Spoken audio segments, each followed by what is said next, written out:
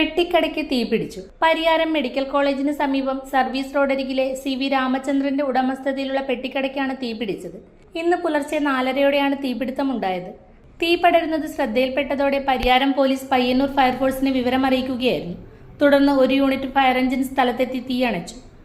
തീപിടുത്തത്തിന്റെ കാരണം വ്യക്തമല്ല.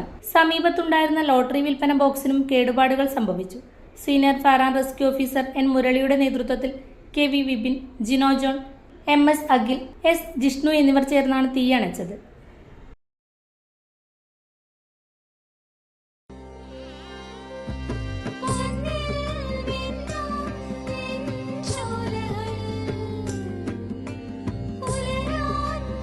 ഇതെനിക്ക് തരുവോ?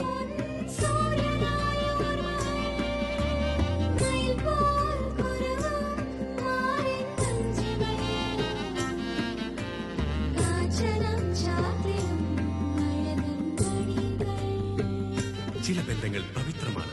കണ്ണും നിറയും, മനസ്സും നിറയും. സ്വന്തം ജോസ്കോ ജ്വല്ലേഴ്സ്. ഇനി സംശുദ്ധമായ സ്വർണം ചെറുപുഴയിൽ.